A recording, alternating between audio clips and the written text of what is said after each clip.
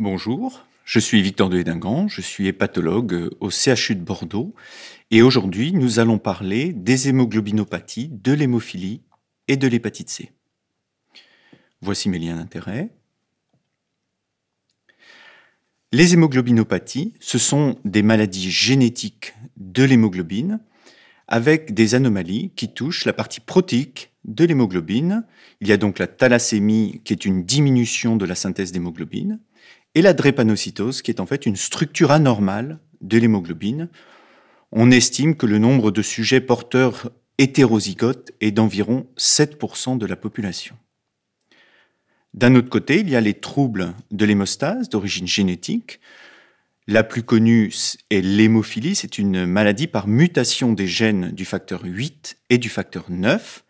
Et dans le monde, on estime à 400 000 le nombre de personnes porteurs de cette anomalie génétique. Et puis d'un autre côté, il y a la maladie de Willebrand, qui est un déficit ou une déficience du facteur de von Willebrand, et cette anomalie toucherait 1% de la population mondiale. Alors pourquoi parler de ces maladies et de l'hépatite C ? Parce qu'au cours de ces maladies, il va y avoir recours à de nombreuses transfusions et donc risque de contamination par le virus de l'hépatite C. Et puis les transfusions apportent du fer. Il y a donc une surcharge du foie en fer responsable d'une prévalence accrue de cirrhose qui est observée dans 10 à 20% des cas et d'un risque accru de carcinome hépatocellulaire. Il est donc essentiel de dépister pour l'infection par le virus de l'hépatite C toutes les personnes atteintes d'hémoglobinopathie et de troubles de l'hémostase d'origine génétique. Alors pour le traitement, ce sont les mêmes indications que pour les autres patients. Par contre, il faudra éviter la ribavirine car il y a un risque d'anémie hémolytique chez ces patients qui ont déjà un risque d'anémie et on peut utiliser donc toutes les molécules disponibles ou qui devraient être disponibles dans les mois à venir. Alors on va commencer par le traitement des thalassémies chez des patients qui ont une cirrhose. Et ça, ce sont des études rétrospectives. Celle-là est avec du sofosbuvir. Je passe un peu sur les détails et les caractéristiques que vous allez retrouver, mais ce sont des schémas thérapeutiques avec du sofosbuvir en association soit avec de la ribavirine, soit avec du daclatasvir, soit avec du siméprévir. Et vous voyez qu'on obtient des taux de réponse virologique soutenue tout à fait identiques à ceux de la population générale, 94%. Pour la drépanocytose, pareil, même résultat, alors un traitement avec sofosbuvir plus l'édipasvir. Là, tous les malades n'ont pas forcément une cirrhose, comme vous pouvez le voir. Et là encore, une réponse virologique soutenue tout à fait excellente, avec une RVS à 92%.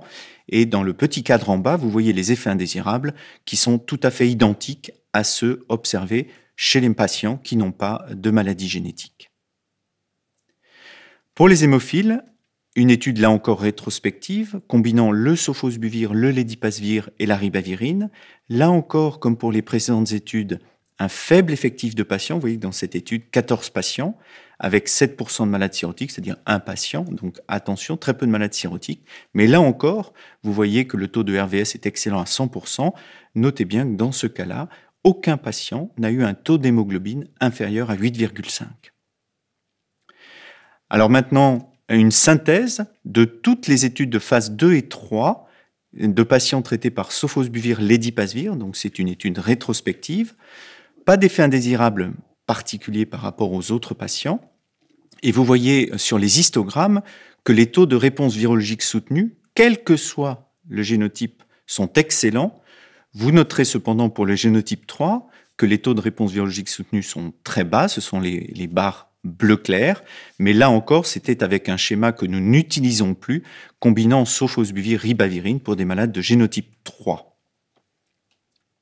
Enfin, le traitement de patients hémophiles avec la combinaison par paritaprevir, ombitasvir, dazabuvir, là encore une étude rétrospective avec seulement 36 patients, et là encore, vous pouvez voir que le taux de réponse virologique soutenue est excellent, à 100%, et là encore, il n'y a pas eu d'effet indésirable particulier, en tout cas les mêmes que ceux de la population non suivie et non pris en charge pour hémophilie. Toutes ces études étaient des études rétrospectives et il n'y a qu'une seule étude prospective, randomisée, qui a évalué l'intérêt de l'association Grazoprevir Elbasvir, vous voyez, des patients qui ont été traités pendant 12 semaines par cette combinaison, 107 patients aux doses habituelles et qui ont été suivis ensuite. Sur cette diapositive, vous avez les caractéristiques des patients inclus dans cette étude. Un point à noter, c'est qu'un malade sur 4 avait une cirrhose, ce qui est important pour la suite des résultats, et que les patients étaient de génotype 1 ou 4, qui sont les indications de cette combinaison. Sur cette diapositive, vous avez le taux de réponse virologique soutenu pour l'ensemble des patients à 93,5%. Et vous voyez sur la droite, les histogrammes bleus correspondent au RVS en fonction du génotype 1A, 1B et génotype 4.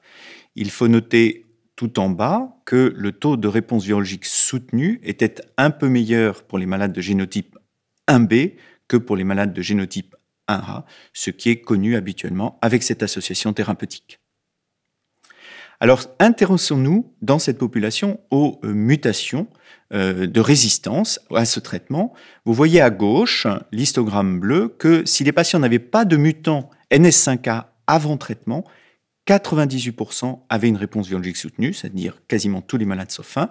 Par contre, si les patients avaient une mutation NS5A avant traitement, seulement 25% ont eu une réponse virologique soutenue, ce qui est connu là encore avec cette association thérapeutique. De la même manière, si on s'intéresse au mutant NS3, vous voyez sur l'histogramme de gauche que lorsqu'il n'y avait pas de mutation, le taux de réponse virologique soutenue est de 95%, et lorsqu'il y avait une mutation, cela ne change pas. Donc dans cette association, la mutation NS3 n'a que peu d'importance. Regardons quand même 2 minutes les caractéristiques des patients en échec à ce traitement, et je voudrais que vous regardiez les colonnes de droite où vous voyez que quasiment tous les patients avaient un mutant de résistance. Ce sont les colonnes bleues à droite, que ce soit des mutants NS3 ou des mutants NS5A. Un seul patient, le deuxième, n'avait aucune mutation, mais vous remarquerez de façon un peu bizarre que c'est le patient qui a eu une charge virale négative 60 jours après le début du traitement, ce qui est quand même inhabituel.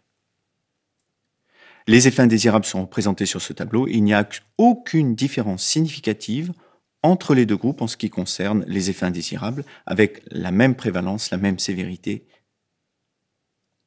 La tolérance hématologique était le point le plus important, puisque ce traitement s'adressait à des patients qui avaient des hémoglobinopathies. Et là, vous voyez que seulement 5 patients dans le groupe traité ont eu une hémoglobine inférieure à 7, mais c'est exactement la même prévalence que chez les malades qui ont reçu le placebo, puisque 3 d'entre eux ont eu aussi une hémoglobine inférieure à 7 grammes, ce qui est habituel chez ces patients. Donc pour conclure, chez ces patients ayant des hémoglobinopathies ou une hémophilie, on peut utiliser exactement les mêmes traitements que chez les autres patients, c'est-à-dire la combinaison sofosbuvir, lédipasvir, sofosbuvir daclatasvir, paritaprevir embittasvir dazabuvir, et bien sûr le grasoprévir elbasvir qui a la meilleure preuve scientifique. Nous n'avons aucune donnée aujourd'hui sur l'association sofosbuvir-velpatasvir. Alors en conclusion de cet exposé, 4 points essentiels. Il est indispensable de dépister l'ensemble des personnes avec hémoglobinopathie et troubles de l'hémostase d'origine génétique. Il faut évaluer leur fibrose hépatique car ils sont à risque de cirrhose et de cancer. Il faut préférer les traitements par agent antiviral direct sans ribavirine et on peut utiliser exactement les mêmes traitements que chez des patients sans ces maladies génétiques. Et enfin, sachez qu'en février 2017, l'AFEV publiera de nouvelles recommandations sur la prise en charge des hépatites virales C. Je vous remercie.